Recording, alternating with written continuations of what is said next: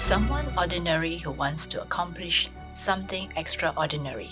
These are the very words of a Malaysian entrepreneur, Wai Hun, who is the CEO and co-founder of JurisTech, a fintech company in Malaysia. Before we get into her story, a big thank you for listening and welcome to the Womenpreneur Asia podcast, and I'm your host, Krista Gun. You're listening to Season 2, where I speak to more inspiring yet down-to-earth women in business across Malaysia and Asia. This season, I reached out to some truly fascinating women entrepreneurs who each shared their heartfelt thoughts, fears, experiences, and stories with me.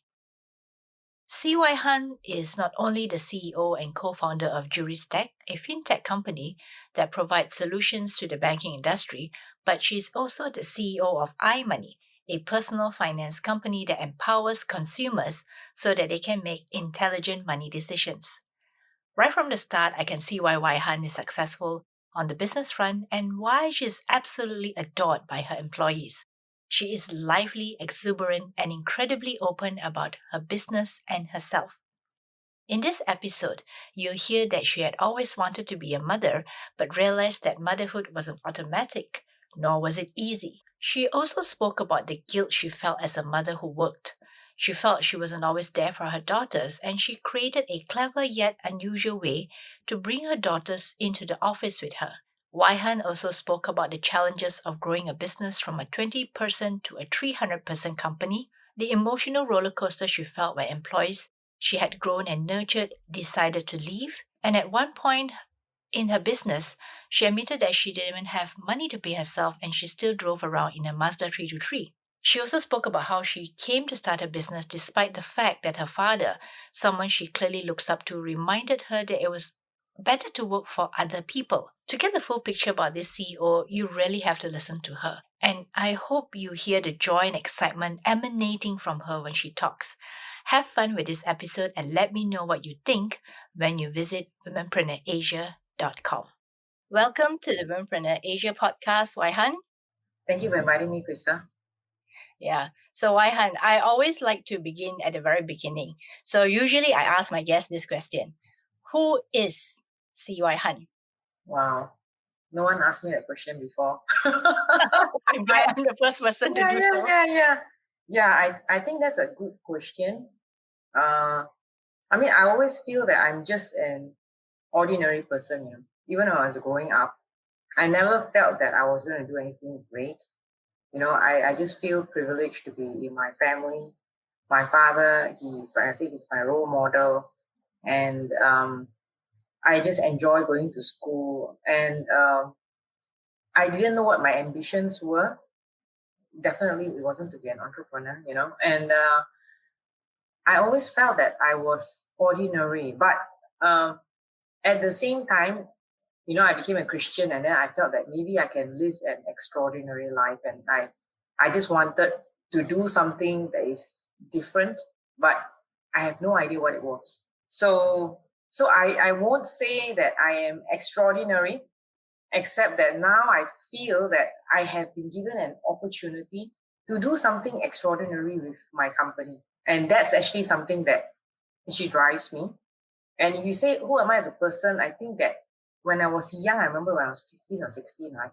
I actually saw someone carrying a baby. And I looked at the baby and I was like so enamored by the baby. And I suddenly thought, my ambition is to be a mother. Seriously, I don't know why I did that. Okay. But since then, I always thought that I just wanted to be a mom. And, but obviously later on, I did have challenges being a mom. I realized that, hey, it's, doesn't mean that after you get married, that you just be able to be a mom straight away. So I do not know whether that explains what I think that I am. I just think that I'm someone ordinary that wants to accomplish extraordinary things. And I see that you have done some really extraordinary things. So that will also bring us to this topic of your business as well as your company. So tell us how you got started in the business that you're in. Okay, so actually, again, ever since I was young, my father has always told me be in Chinese it's called 打工仔. You know 打工仔? Yeah. Someone that actually works for someone, Go and climb the corporate ladder. That's because my father has been successful in climbing the corporate ladder. And he always feels that I will be able to do the same thing. Unfortunately, or for him, or fortunately for me, I defied what he wanted me to do. And I became a consultant first for Ernst & Young. And then after that, since I was in IT, I started implementing IT systems. And I would say becoming an entrepreneur would be something that I was reading about you, and you said you are an accidental entrepreneur. That's probably who I am, because I was thrust into this company in which I was actually in this department and unit with my current CTO. And what happened was that whatever we were doing R&D and all that, it didn't work out.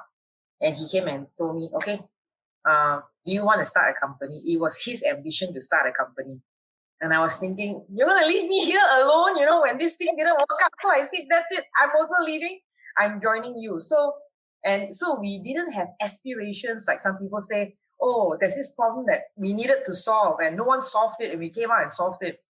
Mine was more like, if you are leaving, bring me with you. And so that's how I became an entrepreneur. And what was your feeling like back then? How did you feel? It was the worst time to be an entrepreneur, because it was 1997. And when we started a company, the Asian financial crisis didn't happen yet. Then it happened. So obviously, you know what happened during Asian financial crisis, right? I mean, the economy was wrecked, and no one actually had money to spend to invest in technology. But there's always this thing called silver lining and opportunity in crisis.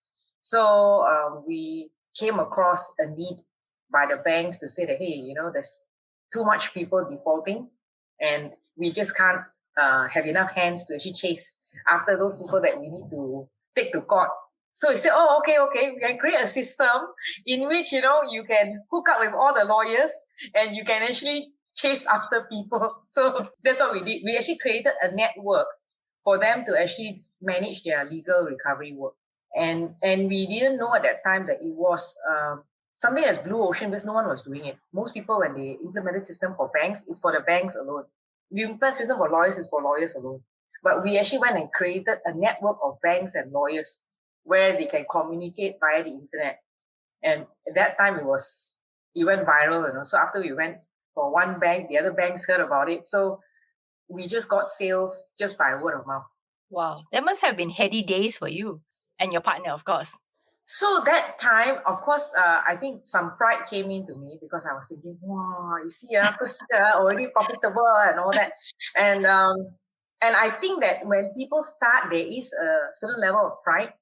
But after a few years, some competition came in, and we reached a stage in which we couldn't afford to pay ourselves. And that's when my father will say, see, I told you, 打工仔. So you were reminded that there is still this other part of it, right? You can still be like, 打工仔, huh? Yeah. My father was saying that I would have been jet setting, all over the world and things like that. That's what he thinks, right? So, and even my partners at that time, their family also were telling them, give up. Why do you want to be, well, I mean, I ran around driving, I think a Mazda 323 and things like that, So it's like, I don't have money to pay myself, and we have to pay our staff.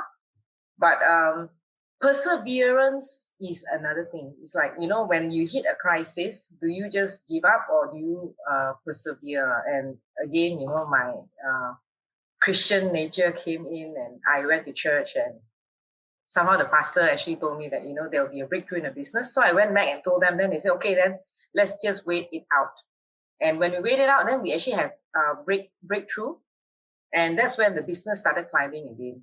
And I would say every entrepreneur goes to this stage in which everything is very, very opportunistic. But you reach a stage in which maybe you start learning not to put all your eggs into one basket. You learn things like you need to pivot, and at the same time build sustainability. So those were small little lessons that we went through, and we managed to persevere. And then after that, it was like we didn't hit this problem ever again. In fact, now the business is very sustainable, because if anybody wants to do an IT business, I would say a lot of it depends on keeping your customer and also having recurring revenue streams. Once you figure out how to do that, then you have a stable business. Because imagine a lot of like consultants and even other IT companies, what happens is that they get a job and then they do a recurring business, and every single year you have to grow your staff and you have to think of how to feed them. If the recurring business feeds them, then you can focus on growing the company rather than, trying to survive. Yeah. So those are some interesting points that you brought up also about growing the business and having a recurring income, which I believe that a lot of entrepreneurs probably start off being very gung-ho, right? They just want to grow the business, but they never think of more or less the business model, how it's going to be sustainable for the future. Then in your case, after you've crossed that challenge, Yes. was it smooth sailing until today, or were there like in between, were there things or challenges that came your way? I think there are always challenges that comes our way. That's the reason why we're still alive. I believe that the day that I start having challenges is when I'm no longer alive. But the challenges changed in the sense that, because our company started growing. So, it's like from 20 people to now we have 300 people and all that. So we really have to focus on organizational building. I have to take myself out of the equation. I can't say that I want to dabble into everything because I love dabbling, So I have to set direction, set vision, do things that I'm not comfortable doing. And so the challenges changed. And then I think the people issues are the ones that I think affected me a lot.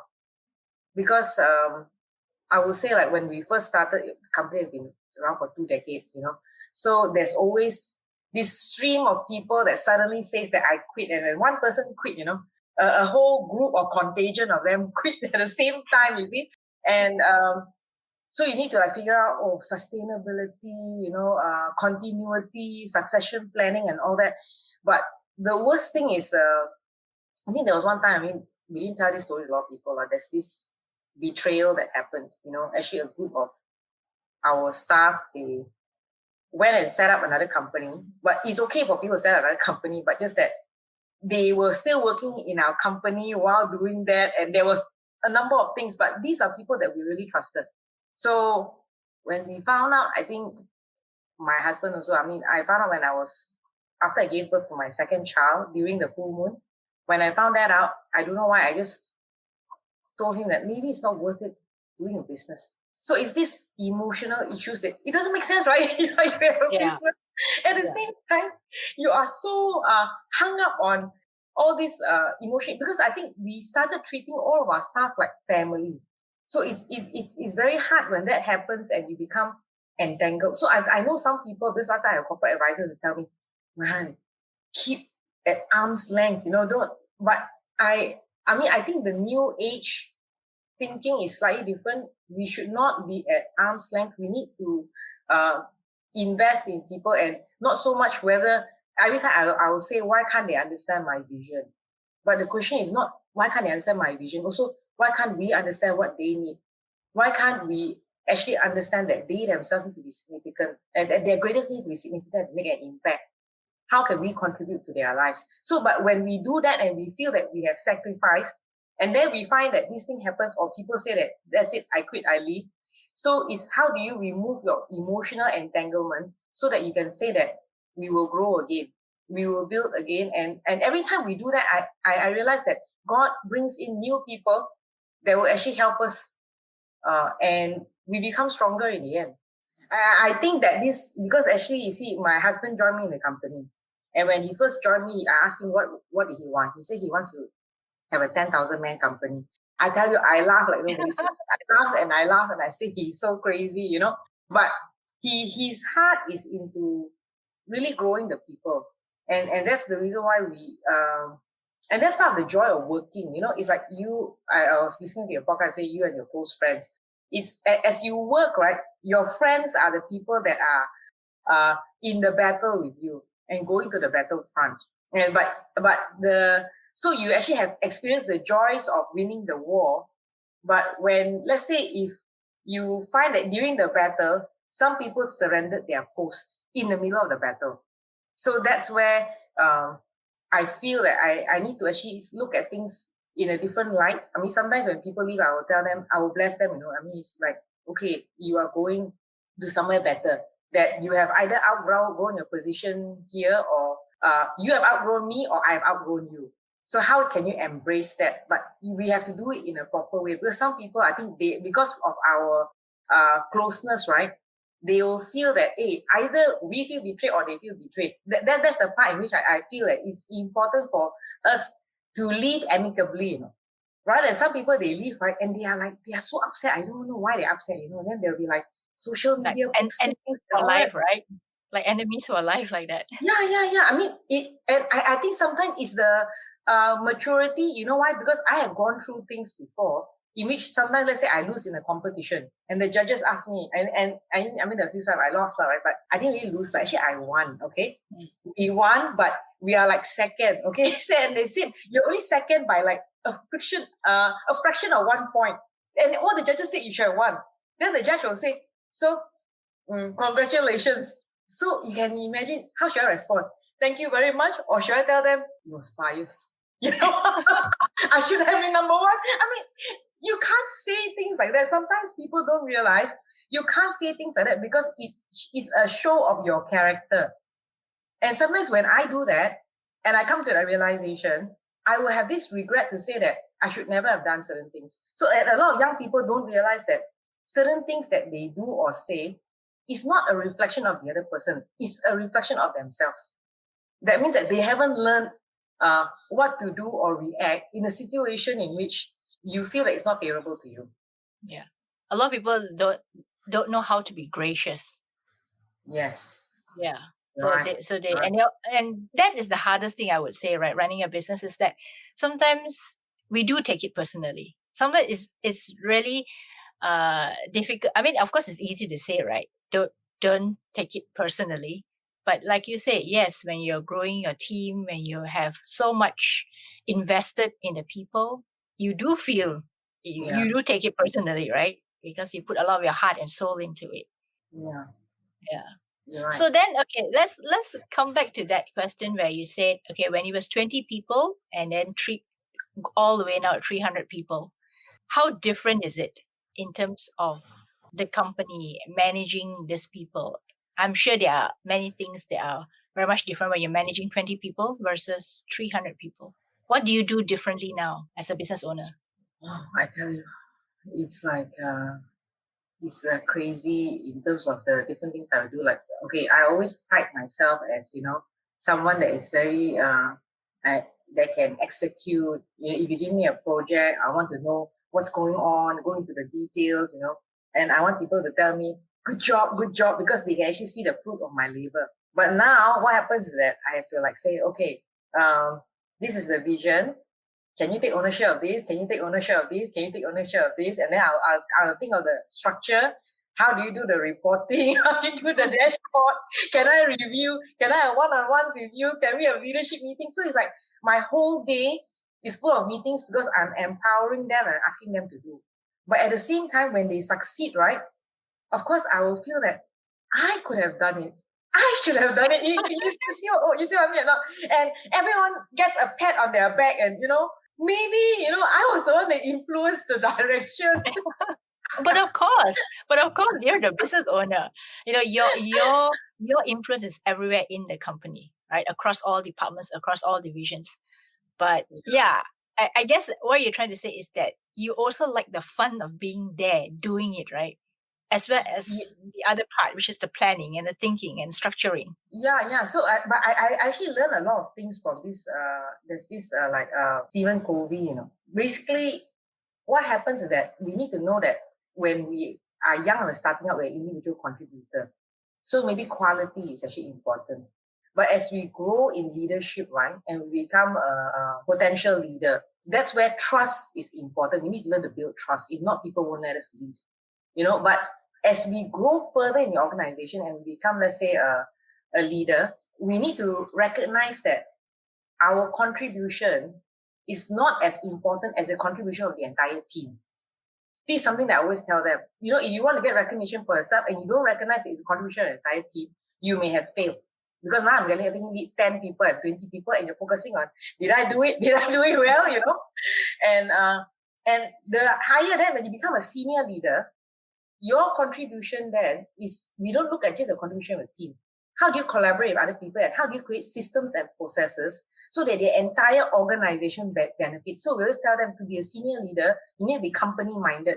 No longer that, is this for my business unit? Why are you asking me to do this? Am I going to recognize for that? So we don't do that. So we start growing this hierarchy in which we tell them they're responsible. Not so much a hierarchy. And their change in paradigm, their shift in thinking. Which the reason why, like for me, I know that I have to provide vision and direction. And the thing that I find very hard to do now is that I still have to go to micro battles. Micro battles means that I give vision, direction, and then it's not working out. So what do? I still sit there on my high horse and say, hey, why haven't you done it? So sometimes I have to go down there and find out, because I always tell them, being a leader or manager is only two things. When someone cannot do something, is it because they don't have the ability or they're not motivated? If they don't have the ability, you need to train them. If they're not motivated, you need to motivate them. So if you have never trained or nudged or taught someone something, that means you didn't do 50% of your job. But if you did train and nudge them and delegate, but you didn't motivate them, you didn't do the other 50%. So these are things that I have to grow to learn, and I have to grow to actually tell people, because as people grow, no one knows these things. Nobody teaches us these things. So you had to learn the hard way. Can I say that? I've learned how, but not only that, I have to expose myself to a lot of books, management theories, organizations. Like for us as IT company, we actually subscribe to Gartner. It's actually quite expensive for us to subscribe to Gartner, but I want to know what's out there, what type of thought leadership there is. So it's so I don't have to learn for myself. And the other thing that's good is because I'm now in this organization called Endeavor. So we actually have mentors, and I can tell you the difference the mentors make. It's like you can't even learn it by yourself, because you're not even thinking that way. You need someone to tell you, to shift your paradigm. And I always love that the power of mentoring is not just about someone teaching you or guiding you. It is also opening up networks. Yeah, you're right. Yeah. So the power of mentor is like exponential, right? It's like you go in expecting like, oh, this person's gonna guide me and teach me, but actually the person is a doorway to multiple doorways. That's why I love mentoring. You're right. You're right, because I still remember there's one time my professor I went to this university called University of Winnipeg, and somehow the dean there really loves me. I'm a Malaysian student, the only one that's outspoken. The rest of the Malaysians with the training program, they don't speak. So at one time, I did very well in university, and then a lot of the professors were telling me that I should stay on for a PhD. They will get me sponsored and all that. And then what happened was that my grandma, I have two grandmas that stay with us, and then which I'm close to. And at the same time, my parents told me that my dog died. So I have to make a decision. Do I continue staying, take all this PhD and all that, even though it's sponsored? Or do I come back to Malaysia where my family is, especially after the dog died? You see what I mean? Then what about my grandparents and all this kind of stuff? So I did ask this dean that is very close to me. I said, what should I do? Then he told me that he can't give me an answer, because you know why? I may walk through this door and meet someone that's going to change my life. And it's got nothing to do whether I stay in Canada or I come back to Malaysia. So that means that my life, I have to make my own life decisions. And that's when I decided to come back. And do you think that was actually a good decision, looking back? Looking at what you've done for the last 20 over years? I think that was a good decision, because I would say that, I still have lots of regrets with my grandparents, because even though I came back, I started working. I remember that I went and told my grandma that I wanted to give them allowance. Then my grandma said, no need, keep the money to yourself. Then I said, I want to take you out shopping. No need. But then later, after she passed away, I realized that I should have insisted. I should have done more. And these are things that you cannot take back. So a rat race is a rat race. But there are certain moments, life moments, that you cannot take back. That definitely is very true. Yeah. So I love all your stories that you've been telling me. But the one thing that I want to get into is let's talk about your father, Mm. because I know that he played a big part in your life. Maybe you can tell us a little bit about your growing up years and your family life. Where were you born? What do you do in school? Oh, so I'm a KL girl. I think when I was in school and I think last time we had the standard five. I think I got all A's, and when I got but then my father actually sent me to this private school. And I think the reason why maybe he was guilty, you know why? Because my brother is 1 year younger than me, and he sent my brother to Singapore, but he sent me to private school. Okay, yeah, you know. And I always told my father, I want to go overseas. I want to go overseas. And then my younger brother went overseas first, and then of course when I was about to graduate, right? Of course I was very fickle. I was very fickle. He said, "What do you want to do?" So I said, "Okay, I want to take ACCA." So and then after one semester, I said, no, I changed my mind. I don't want to take ACCA. So he said, so he enrolled me in a computer studies, and without me knowing it. Then I asked him, why did he do that? He said, the future will be all about IT. So you better just go and study IT.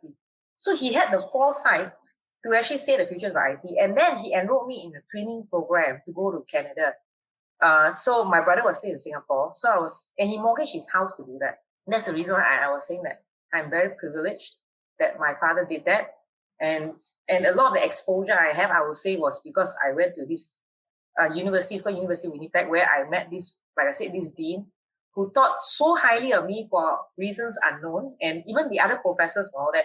So I didn't have to pay for my education because my father just paid me once, gave me some money. After that, I was a marker, and they gave me scholarships. It's like there's so many things going on, and it changed my life being in this university because someone thought so highly of me. So I think life changes when people think highly of you for some reason. And then, of course, when I came back, that's when I started doing all these things that happened along the way. But like I said, my father was instrumental because he gave me not only the education. The other thing, of course, is that because being in the corporate world, right, he will come back and then he'll tell me, we are implementing the balance scorecard. This is how we're doing appraisal for our staff. This is why I make certain decisions. So these are the things that growing up, I mean, I actually admired him. And he did tell me that, as you grow up in the ladder, all you do is attend meetings. He's so hyped for attending meetings. Then I realized that's what I'm doing. I'm attending meetings all the time. So you reach his status, his level, attending meetings. Yeah. But then now I realize the importance of attending meetings, because in those meetings is where I can nudge and I can influence and I can actually, direct. Yeah. So yeah, that's about my father. Oh. So the one thing that I noticed, that remember when we started this interview, you say you started your business right in the middle or even before the Asian financial crisis. And then I also know that last year you acquired iMoney. Yes. And last year was also not an easy year. I would say last year was also a really a big shock to most people and many businesses. Yeah. So what was that decision about acquiring another company in the middle of a pandemic? You know that this, I would say that these are all strokes of serendipity. So if you look at serendipity, it's the occurrence and development of events by chance in a happy or beneficial way. So that's what happened in the first Asian financial crisis when it started. And I think last year, it's true, it was a crisis for a lot of companies. And I think it was a crisis for iMoney as well. But because I know the founder, both of us are in the Endeavor network and all that. So when he approached me and then we talked about it, I said, yeah, let's do it. So it's like it was done in a rush. I was only given 1 month to actually think about it. And I think that's a lot about my life. So, I mean, I've had this risk assessment taken, it's like people come out with all these scorecards and they ask me to fill up and all that. And I realized that my risk level is very, very high. If you ask me to take risk and to step into the world of unknown, I'll probably be the first to go in. And then people will say, yeah, that's why you're an entrepreneur, because you're crazy. But with iMoney, there is a lot of overlap between, I would say, my company, which is because my company, we also serve the banks, but we provide software and technology to the banks. iMoney provide customers and leads to these banks. And iMoney focuses a lot on financial literacy and all that.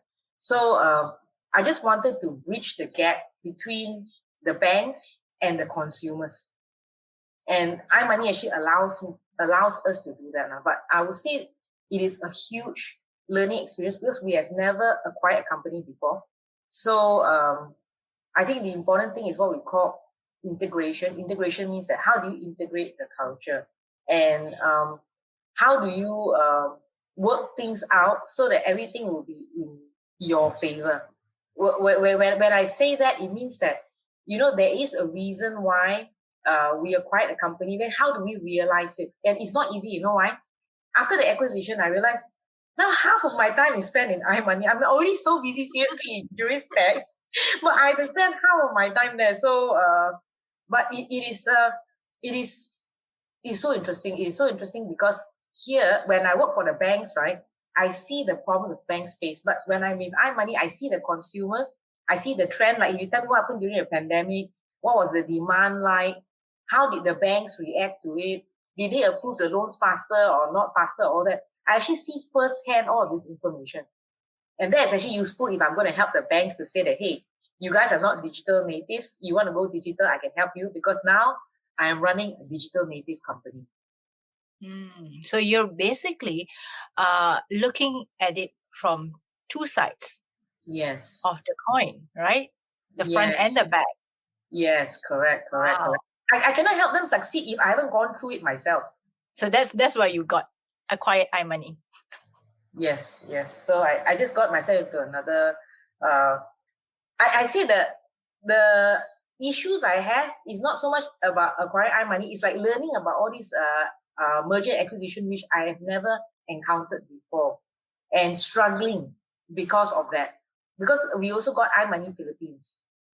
So how do you run a company without even being able to step foot there? So and us being foreigners running a company in Philippines. So these are all the things that I actually have to learn and not give myself much time to do it. Can I ask this question?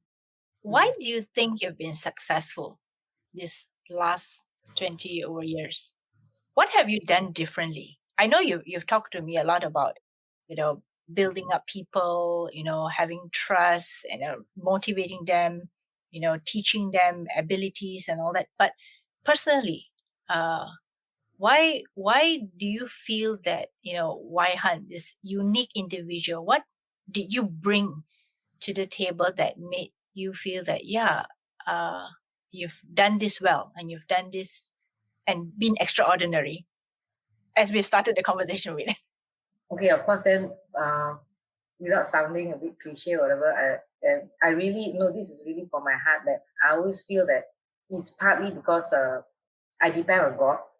Of course, every time I tell people that, they say, okay, but tell me the other part. Okay, so okay, because I tell you, without God, right, I think I'll be so afraid of running the company because the 300-man company kind of thing, it means that the amount of expenses that we have to spend, the things that we have to do, a lot of people sometimes will actually worry about, hey, can you actually afford to sustain the company? What's going to happen next and all that? So if you ask me, what are the things that I have done that's actually different? I would say one thing is that I do not know why, ever since I started the company, I have been very excited. And this excitement, even after 20 over years, has not ebbed. I don't know why. It's like every day I go in a company, I'm just excited because I'm always thinking of what's the next big thing that we're going to do. And we always have this next big thing. But now this next big thing, right, has actually changed. Changed in the sense that, like I said, last time it's always my ideas, my next big thing.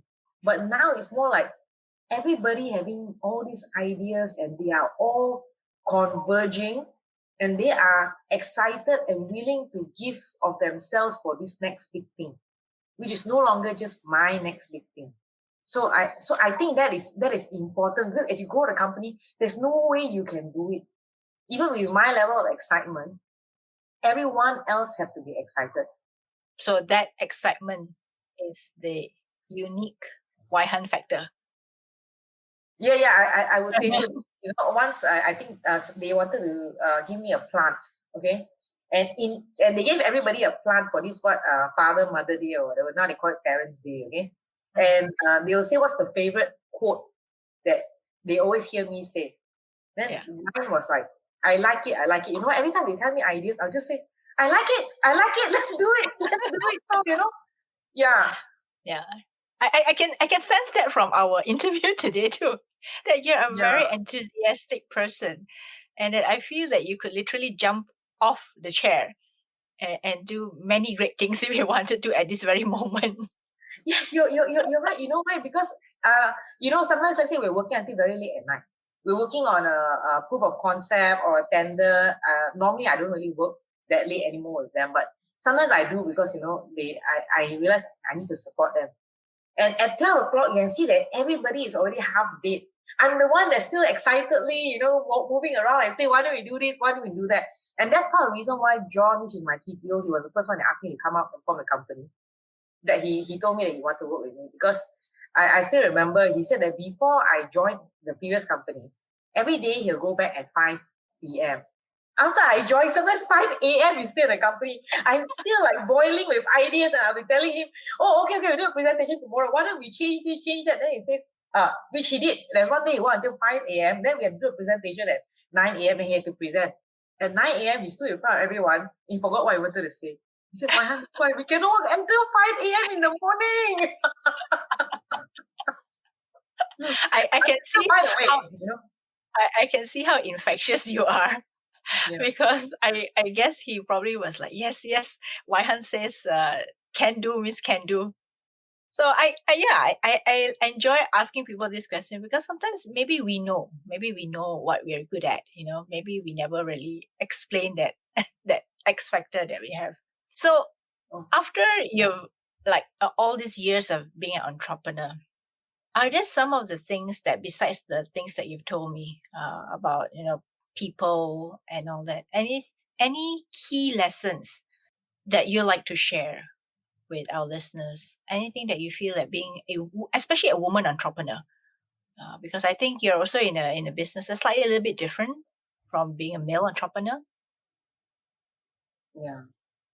I still remember there's this woman that she's a lawyer and she's a partner in a law firm. I work with her, and she's older than me. Her kids are like already adults, and I was asking her what did she think of the sacrifice that she had to make, because a lot of people want to be entrepreneur, but I would tell them, and they said it's because it gives them freedom of time. And you're laughing. Because like I tell you, see the other women entrepreneurs, like, even when I meet them, right, they're busy on the phone, they can't even talk, you know what I mean? So basically she said that after she talked to her daughter and asked her daughter, did her daughter blame her for not spending enough time with her? So you know what the daughter said? Please lah, I don't need you to spend time with me lah. And said that you are, and said that the mother was her role model, because of her passion for her work. So for me, the biggest regret or guilt I have is seriously, when my first daughter was young, I still remember, there's Parents Teachers Day, and I either be late or I won't even attend. Then they have times in which they're supposed to give awards and stuff like that, and then I'm supposed to go to school. And let's say the whole thing starts at 3, I'll arrive at 5 and things like that. It's ridiculous. It's like I cannot make her my priority. That's the thing, because it's not that I'm obsessed with my work. I just don't have enough time. So I assume that she can handle it by herself. Until one day I found out that she wasn't doing her homework. She was lagging behind in class, and she was just really not performing. And then I made the decision that year I said, okay, even if I'm going to go home late, which I go home late every day, I'm going to spend time helping her with homework. I'm going to revise her work with her. And that year, I remember that she actually got the most improved student of her class now, right? But again, I missed that award session when they gave it to her. But it's okay. You helped her win that award. Yeah. So I think there's this guilt. Seriously, I mean, I admire the women who have enough time to like spend, some of my friends, they're very competitive, like, oh, my children, they are in swimming class, they are in competitions, they are doing all these things. And me is like, I can't find time to do these kind of things, to be, and I would say, an extraordinary mother. And that's the part in which I feel this guilt. And I figure out that maybe it's just an excuse, but I have to figure out a way of being a good mother. And that's not easy. The other thing, of course, my daughter last time used to tell me that, Mommy, you see, some of my friends, their moms are housewives, and you see they cook for them, they go back, they have don't know what udon and all this kind of stuff. And I realized I'm not even cooking for my children. Then I started going, okay, learn some cooking, all that. Now I cook a lot. So I have to like plan their meals, all that. But it takes an extraordinary effort from me, and I still don't see myself successful. So that is that guilt that you have to live with if you are a woman entrepreneur. Because this is something that I also feel. Like my brother, he migrated to Australia, and he and my sister always say, Jay, come over. I'm saying that, hey, I have a business. I can't just pack and go. You see, the carefree lives, even of my staff, if they're not happy with the job, they just pack and go, So I can tell them that I'm trapped. I'm trapped by my responsibility. I'm enjoying it, but I am still trapped. It's a double-edged sword. Yeah, it's a double-edged sword. So I think we really have to figure out as a woman entrepreneur how to do that. Because if you cannot, don't be a woman entrepreneur. Because I can tell you that you might regret it. Because I tell you, like, if your daughter, now one of my daughters is 15, the other one is 5. And I thought when I had the 5-year-old that I won't make the same mistake as the one, the 15-year-old. I'll spend more time with her. Nonsense. It cannot happen.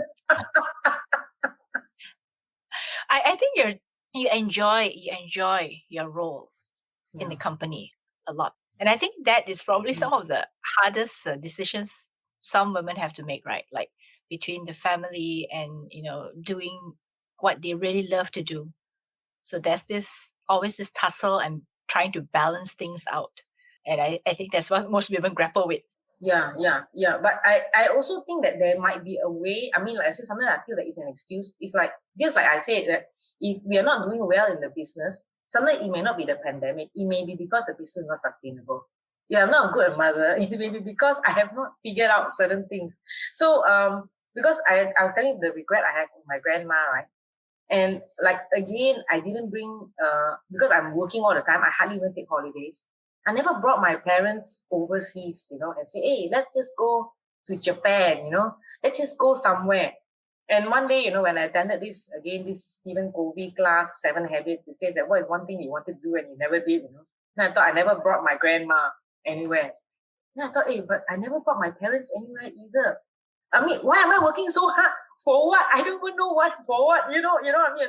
Then I just said, okay, that's it. I'm going to buy business class tickets because it's ridiculous, expensive, right? But yeah, let's just splurge and bring them somewhere. So we went to Tokyo, so yeah. So sometimes it's not the excuse, but it's just that you are so busy that you stop planning your big rocks.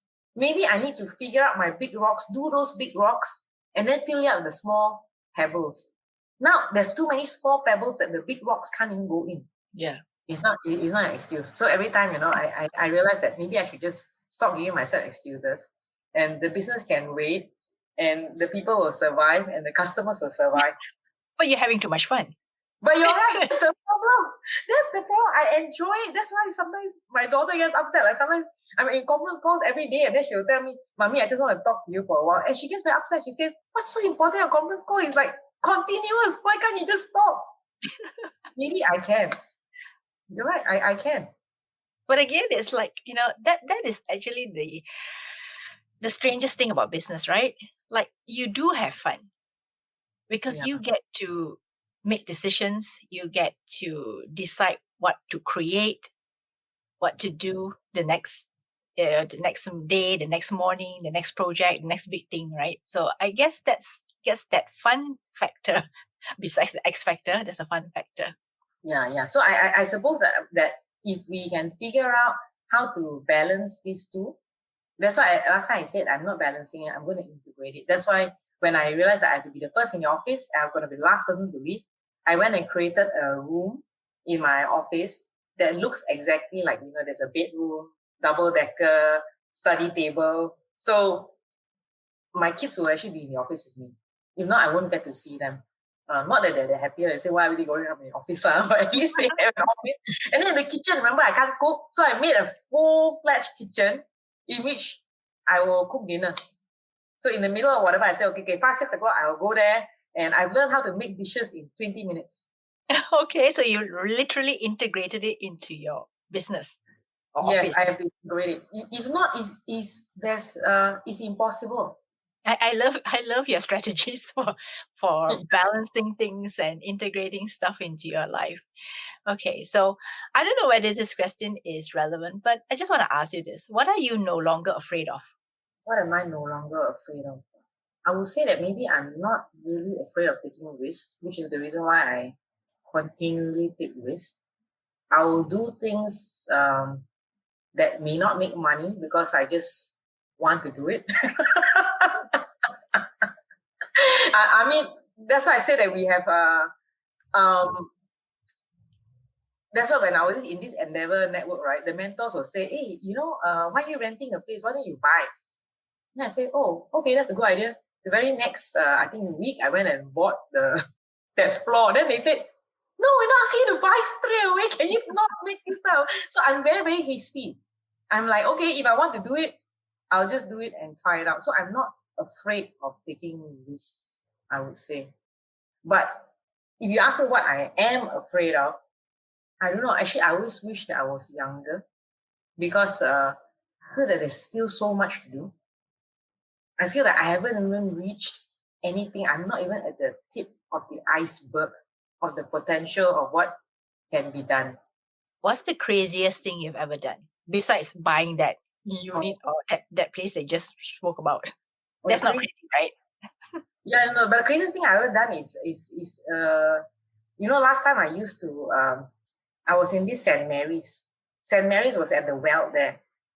And I'm the type of person that's very conservative. Conservative means that even though I take risks, right, I'm the type that, if there's it says no parking, even though there's completely no parking and nobody's seeing it, I still won't park there. And it really irks all my business partners. They say, Wai Hun, we want to go for lunch. Can you just move your car there? I said, no, you know what I mean? So I'm that type that, won't do that kind of stuff. So one day I was talking to one of my friends. I said, yeah, I don't think I've done any crazy stuff. Then I said, okay, why don't we do this? We're already in Form 5, right? Both stay in Kepong, right? Why don't we walk from the well to Kepong? Don't ask me why. I think we spent more than 5-6 hours in the sun and rain. In the end, I didn't even know why I did that for, because I thought I needed to do something crazy. So that was a challenge to yourself. That was a challenge of how crazy I am. But you see, can you see the crazy thing I did wasn't even crazy? I mean, it's not even dangerous. Yeah. So I suppose I only did dangerous things when I grew up and I have a company in which, every time someone asks me, can I do it? And I've had banks before, they ask me, hey, can you actually develop a loan origination system in 2 weeks? I can do it. I can stay back. All my guys stay back every day, no need to sleep, all that, we will do it. Those are the crazy things that I do. But if you talk about my own personal life, I am not really a risk taker in my personal life. That's the problem. So, but maybe I'm wrong. You know why? Because I try everything. I try keto. I will try, I exercise a lot, like those freeletics, is all this fitness stuff where you have to like jump and do all kind of stuff, in which after half an hour, people can't even breathe. I mean, I like doing those things. So, running, I think there was one time we were actually running competition, and that's like for a whole month, we have to see how many steps we can walk. And I actually joined the group of guys that run marathons, and I walk as much as them because I'm just so competitive. Every night I'll come back, even if I reach home at 10 o'clock, I'll walk until 11 or 11 something. It's crazy because I just don't want to let the team down because I don't want to be the weak one. So maybe I suppose those are some of the crazy things. Like every time I see something, I become obsessed. But this obsession won't last for long now. Just that, so because of that, I actually learned so many things because of my obsession. Then do you have any unusual habits based on any obsessions that you have or had in the past? So this is the one in which most people will start writing to you and say it's dangerous, don't do it. Like recently I went on this keto diet thing, and I've had so many people comment and tell me things, and I say stop commenting. Okay, I do eat some rice. Okay, I do eat some rice. So I'm trying to go on this like high fat diet, in which very, very low carb. So I suppose that's one crazy thing that I did. The other thing, of course, is like, my daughter, when she was young, she liked to play YouTube. Then I saw a lot of makeup stuff. So then I went crazy over makeup and I bought lots of makeup stuff. So, makeup is another one of the things that I actually enjoy doing. And of course, now it's like cooking. I always wish that one day I can just not do anything, go to own a house in Sydney, overseeing the sea with this huge kitchen, and all I'm doing is cooking. And I think you'll be bored. You are right. Exactly. That's why I said I shouldn't ask for things that I think I'll be bored. That's exactly the same as my friend, that lawyer. Because when I told my daughter, now she's 15, right? I said, okay, maybe mommy should, not work so hard. Maybe, I can become like group chairman, ask other people to do stuff and just stay at home, and help you with your studies. He said, mommy, please no. Okay? Please go to work and don't disturb me. Okay? I'm enjoying myself. Don't disturb me. Because you seem to me like you like to be on the go, and you like to do the things that you really like to do, and that is what makes you you. So if you stop doing those things, I think you stop being you. You're right. In fact, I think that I am the one, because I remember I met one mentor. I don't want to mention his name, but it's quite famous. He was saying that one day he came to me and said, Wai Hun, you are the most selfish person in the world. I said, why? You look at your business partners, you are driving them mad with your ambition. Can you stop it? Have you ever asked them what do they want? Maybe everybody just wants to relax and stop doing new things. But I suppose I can't. And then I'm being supported by people that want to do these kind of things. What do they want in life? This is the something that recently I did ask people, and I asked them, what do you want? Because many people have not answered that question, and then I want to see whether can I give you what you want. Maybe what you want may not be like working like me for the rest of your life. Did they give you some enlightening answers? Yeah. One of my business partners says that he wants to like maybe slow down a bit, and another person said that, okay, he just wants to support me. So I think different people is different. Yeah. They're built differently. Their DNA is different. Yeah. Their DNA is different. But some of them also, like, when I ask what they want, they always say that they want to grow the company. So yeah, that's why one thing that we have discovered now, that like last time I told you that a number of people, like after a few years, people will leave. So now we have our second bench, the leaders that are with us. They've been with us like maybe 8 to 10 to 12 years, and they are still with us. And so I think that is an achievement. But these people are young because most of them were fresh grads, and they came and we grew them, and then now they are leaders in the company. So you found a formula that works for you. Yeah, we found a formula that works for me, and then I also realized maybe attrition is not that bad. The first 1 or 2 batches that actually left, because I met a counterpart in Indonesia. He's like us, the same size as us, all that. So he brought his managers over. Then my managers are like in their either early 30s or late 20s or all that. His is all in his 40s. Then he said, how do you do it? How do you find this fresh blood? After that, we grew them. They came join us when they were 21. So they really have to start young, I guess. Yeah. Okay, we are almost at the top of our hour, but I do want to ask you this last question. Actually, 2 more last questions. One is about legacy. And I want to ask this question because I feel that a lot of times what we do is not so much for ourselves. And you made that very clear in this conversation we've had, that we're always doing a building or creating something for others. What is your legacy for the world, or at least, for the world that we live in right now? Actually, one thing I would say for the business what the business that we have built is in fintech, and maybe a lot of people don't know this, that some of these fintech platforms, of course, my clients may not want to mention their names, right?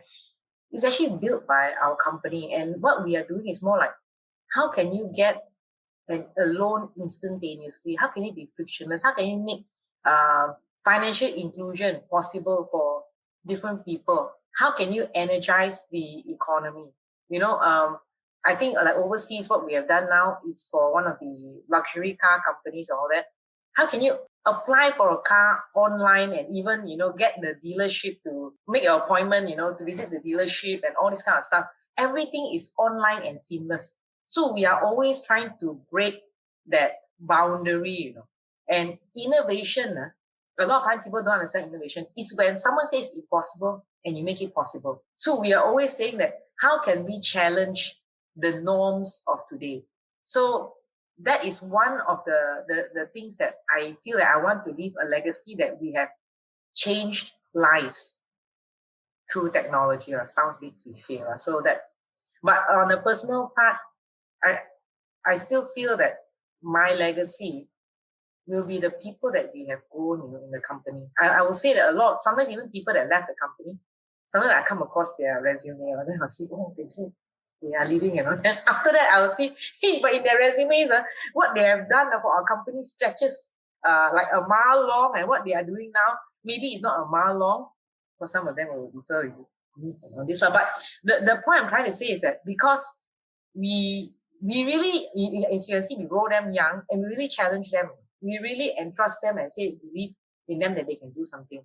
And sometimes the clients will also ask me, hey, you are sending this guy and he's going to be a technical lead. Hey, but he's only like 2-3 years in the company. But we will tell them that it is not the number of years or how old they are. It is the potential that they carry, which we recognize. And we have to push people in order to get this potential out of them. So I think that will be, I will say, my legacy is that, breaking boundaries, and also growing people. Because actually now we have the core purpose of our company, we say, is to create amazing solutions to build and enrich lives. People say, why do you have this build and enrich lives? Because we see the lives of the people, not only our customers, but of our employees, that we are building them. But in the end, my legacy is also my family and my daughters.